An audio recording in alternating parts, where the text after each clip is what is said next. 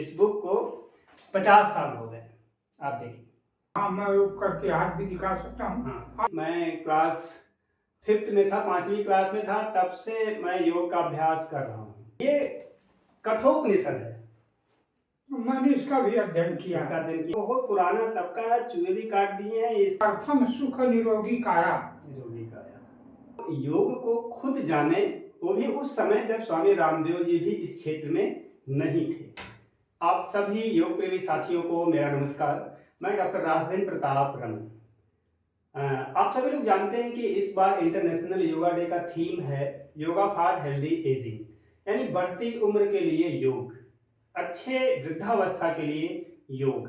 तो मैं ऐसा ही सीरीज लेकर आ रहा हूं जिसमें आपको बताया जाएगा कि कैसे हम बढ़ती उम्र को सुखमय बनाने के लिए, स्वस्थ बनाने के लिए कौन सा योग अभ्यास करें। और ये मैं तो बताऊंगा, साथ साथ एक अगर कोई वृद्ध व्यक्ति ही बताएं जिनकी उम्र अधिक हो तो ज़्यादा प्रभाव पड़ेगा। आप अपने घर में माता पिता को या और भी ऐसे लोग हैं उनको सिखा सकते हैं, उनको मोटिवेट कर सकते हैं। आप लोगों में से बहुत से लोग ये भी पूछ रहे थे कि मेरी योग जर्नी कैसे शुरू हुई।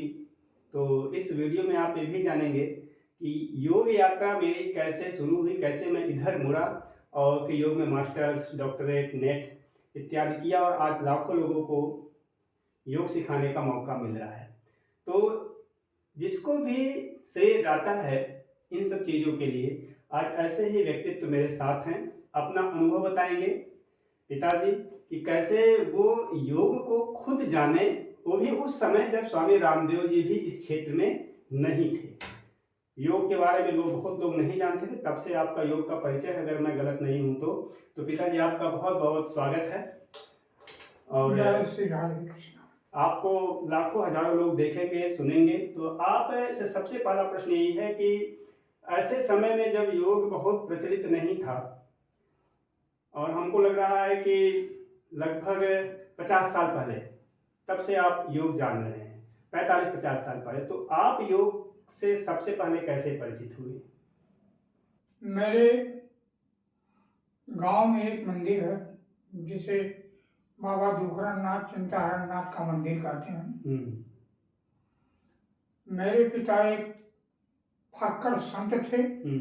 वहाँ एक परम सिद्ध संत स्वामी दंडी स्वामी रहते थे और वो उनके शिष्य थे। तो मैं जब पिताजी रहते थे तो मैं वहाँ जाया करता था बचपन में। तो वहाँ एक संत थे ब्रह्मचारी जी, बाल ब्रह्मचारी जी, वो योग करते थे। दंडी बाबा से अलग संत एक और थे। तो मैं देखा एक काम वहाँ शुरू किया। बाद में ये पता चला योग शरीर को निरोग बनाता। यानी आप तभी जान गए थे कि योग, बचपन में ही आप जान गए थे, जॉब लगने से पहले ही? जॉब क्या, मेरी उम्र ज्यादा से ज्यादा 13-14 साल की रही हो। 1948 आपका डेट ऑफ बर्थ है, तो अगर 15 साल जोड़ लिया जाए तो 1963, यानी 70 के दशक में फिर आप ब्रह्मचारी से आप संपर्क में आए। हाँ, तो वो करते थे तो मैं देखा, वहीं से शुरू किया। फिर मेरे परम पूज्य पिताजी ने बताया कि इससे शरीर स्वस्थ रहता है। मैं भी शुरू कर दिया।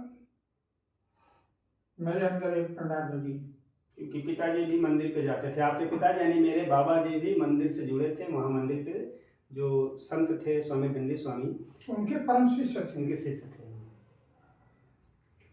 तो मैं करना आरंभ किया। बाद में मुझे एक तरह की आदत पड़ गई, लत जिसे कहते हैं, तो मैं करता चला। ये सब चीजें आपको उसी टाइम पता चल रही थी, जिसके बारे में आज भी लोग कम जानते हैं। और उसी प्रेरणा से मैं योग करता रहा। और आपको बता दूं जानकारी के लिए कि पिताजी रेवेन्यू डिपार्टमेंट में लेखपाल पद से रिटायर हुए हैं और आपको रिटायर हुए भी आप 2008 में रिटायर हुए हैं, तो 18 साल जो है हो गए। और कुछ योग के जो अभ्यास करते थे, क्या क्या उस टाइम करते थे आप? सबसे पहले मैं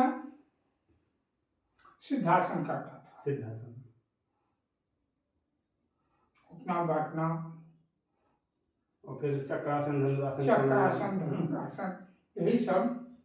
एक मेरे पास आपको दिखाने के लिए है, आप कई सारे पुस्तकों का भी अध्ययन करते थे। हाँ, क्योंकि पुस्तक का बहुत अध्ययन किया है। ये आप देखिए, ये लिखा है पाश्चात्य दर्शन, आपको हाँ, इसका याद है?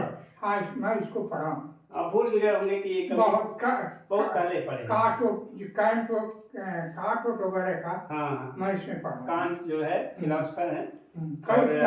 हाँ, इसमें आप देखिए यहाँ पे पाश्चात्य दर्शन लिखा है, और इसका अगर मैं एडिशन आपको बताऊं, एक कब का है, तो आपको ध्यान है कब का होगा, कितना पुराना है, याद है आपको?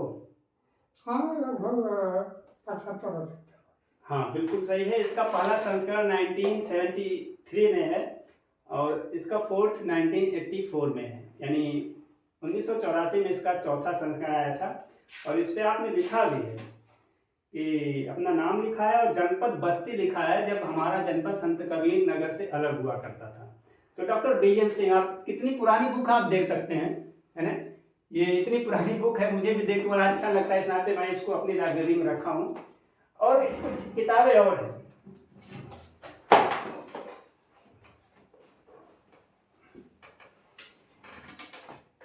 ये कठोपनिषद है, मैंने इसका भी अध्ययन किया। इसका अध्ययन किए क्योंकि कई उपनिषद पढ़े हैं। इसमें कवर भी चढ़ा है, तो बहुत पुराना तब का है, चूहे भी काट दिए हैं। इसका भी एडिशन जो है संवत 2041 का है, और इसको आप याद है, ये तो आपका कठोपनिषद है, आप लोगों को दिख रहा होगा। और योग एवं स्वास्थ्य, इसको पढ़े। हमको लग रहा है ये आप, जब मुझे योग के बारे में कोई जानकारी नहीं थी, मेरे ख्याल से मैं उस टाइम, मेरा जन्म हुआ था कि नहीं हुआ था, नहीं हुआ था। ये 1977 का है, 1977 का है। 77 का मतलब 23 साल उधर और 26 साल उधर, 49 साल हो गए। इस बुक को 50 साल हो गए। आप देखिए, बहुत रोमांचित मैं भी होता हूँ कि ये पुस्तक 50 साल पहले आप पढ़े थे। हाँ, 4 रुपए की उस समय ये बुक थी, 4 रुपए की। तो ये आप, हमको लग रहा है कहाँ से इसको खरीदे थे, आपको ध्यान है, याद है? नहीं, याद नहीं है। बहुत जर्जर अवस्था में है, और ये तीनों जो बुक हैं मैं अपनी लाइब्रेरी में रखा हूँ। आपको बताऊँ, जब मैं फिलॉसफी में पीजी किया और योग में पीजी किया, तो हम लोगों को इस बुक को पढ़ने का मौका मिला। ये मुझे ध्यान है, मेरे पुराने घर में ये बुक सजी रहती थी, तब हम उसका वैल्यू नहीं समझते।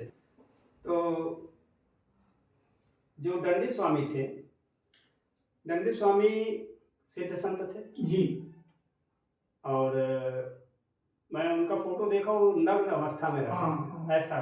हाँ, एकदम नग्न। तो एक तो या तो फिर नागा बाबा लोग रहते हैं, या फिर जैनी लोग रहते हैं। अवधूत थे। अवधूत थे। अवधूत का मतलब? अवधूत अखाड़ा है। अच्छा, मतलब उनसे कोई पूछा भी था ना कि भाई ऐसे कैसे रहते, तो उन्होंने अपने गुरु जी से कहा था कि कोई ऐसा वस्त्र दे दीजिए जो हमेशा मेरे साथ रहे। हाँ। उनके दर्शन करने से यावाधनाथ भी, अरे ओ क्या नाम, दिग्विजयनाथ भी गए थे। दिग्विजयनाथ जी गए थे, यानी योगी आदित्यनाथ जी के दादा गुरु गए थे। तो वो सिद्ध मंदिर है, यानी हम कह सकते हैं कि भगवान की एक तरह से कृपा रही कि वो आपको योग से जोड़े। जी, बाबा जी भी जुड़े थे, आप भी। हमारे पिताजी भी जो है हमको प्रेरित करते रहते थे। गृहस्थ थे पिताजी, लेकिन योग से जुड़े थे। नहीं, फक्कर टाइप के संत थे, कभी झूठ नहीं बोले और न अपशब्द कभी मुंह से निकला। और बड़े संतोषी थे, बड़े संतोषी थे। उनका कुछ लोग उनको संतोषी नाम भी दे दिए थे। अच्छा। हाँ। तो यही सब तो संत का स्वभाव है। मुझे आज भी अनुभव होता है कि मेरे पिताजी कभी उनके मुंह से अपशब्द नहीं निकला किसी के प्रति।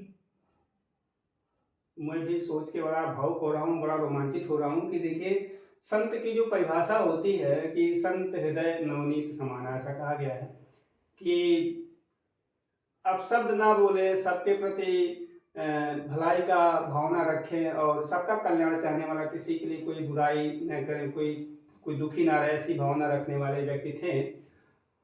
और फिर आप भले गृहस्थ में रही, लेकिन इस तरह की भावना है तो आप संत ही हैं। और मैं सुना हूँ बचपन में कि आपका नाम भी जो संत प्रसाद है, इसके पीछे भी कहानी है कि जी मेरा नाम संत प्रसाद श्री श्रद्धेय श्री 1000 श्री दंडी स्वामी ने ही रखा। क्योंकि बाबा जी हमारे मंदिर में रहते थे, सेवा करते थे। तो जब आप पैदा हुए तो हुआ कि नाम क्या रखा जाए, तो संत प्रसाद यानी संत के प्रसाद से आपका जन्म हुआ। तो ये भी बहुत रोचक घटना है जो मेरे जीवन से जुड़ी हुई है। और मैं भी बहुत गौरवान्वित अनुभव करता हूँ कि एक ऐसी परंपरा से मैं जुड़ा हूँ जहाँ मैं अपने तीसरी पीढ़ी में हूँ जो अध्यात्म से इस हद तक जुड़े रहे हैं, बाबा जी, पिताजी और अभी मैं उनके माध्यम। यहाँ तक कि मेरी माता जी से मैंने पूछा, अपने माता जी से कि मेरा नाम संत प्रसाद किसने रखा। मेरी माता जी ने इस चीज को बताई थी। वो भी बहुत ही भक्त आध्यात्मिक व्यक्ति थे, माता पिता दोनों। और हमारी अम्मा भी उसी तरह से आध्यात्मिक परिवार से आई थी और खुद भी बड़ी आध्यात्मिक थी। हमको लगता है कि वो देखिए रामचरितमानस और वाल्मीकि और अध्यात्म रामायण, इन 3 रामायणों को आपकी माता जी कई बार अध्ययन कर चुकी। यहाँ तक कि वो बगैर तुलसी के रामायण पढ़े स्नान करके भोजन नहीं बनाती थी, न पानी पीती थी। जबकि बहुत ज्यादा पढ़ी लिखी नहीं थी। कक्षा प्राइमरी पास नहीं पास थी, लेकिन इन आध्यात्मिक इतना ज्ञान था, लोग तर्जुम मानते थे, यानी धारा प्रवाह रामायण पढ़ती थी। हाँ, संस्कृत का भी उच्चारण करती थी। तो एक दैवीय कृपा थी और अभी भी है, चल रहा है। तो फिर मुझे भी प्रेरणा आपसे ही मिली। मैं क्लास 5th में था, 5वीं क्लास में था, तब से मैं योग का अभ्यास कर रहा हूँ। और ये अभ्यास चलता रहा जब तक मैं 10वीं क्लास में नहीं गया। 5 साल तक तो लगातार चला, शाम को मैं प्रैक्टिस करता था। 10th में जाने के बाद कोचिंग शुरू हुआ। शाम को कोचिंग जाना रहता था, सुबह स्कूल जाना रहता था, तो बीच में अभ्यास छूटा। और फिर कहते हैं ना कि जब दैवीय कृपा होती है तो अपने आप ऐसे दिशा में आपको खुद प्रकृति लेते जाती है, भगवान ऐसी दिशा की तरफ आपको मोड़ देते हैं। मेरा ग्रेजुएशन पूरा हुआ, उसके बाद मुझे गुरुकुल के बारे में पता चला कि गुरुकुल हरिद्वार में है। हमारे एक मित्र थे, उनको किसी ने बताया, तो प्लानिंग बन गई कि योग करेंगे, क्योंकि पहले से रुचि थी। और फिर पिता से पूछा कि डिप्लोमा करें कि पीजी करें, तो फिर आपने कहा कि नहीं, एमए कर लो तो और अच्छा है। एमए एडमिशन हो गया, फिर आगे यात्रा चलती गई। और आज पूर्वजों के आशीर्वाद से, भगवान के आशीर्वाद से, मेरे माध्यम से कई लोगों को योग सीखने का ही मौका मिल रहा। और मुझे बड़ी संतुष्टि होती है कि जो परंपरा से मैं जुड़ा हूँ उसमें और भी लोग, हजारों लोगों का परिवार हो गया, और 1 लाख से अधिक लोगों का परिवार हो गया है जो योग सीख रहे हैं, योग कर रहे हैं।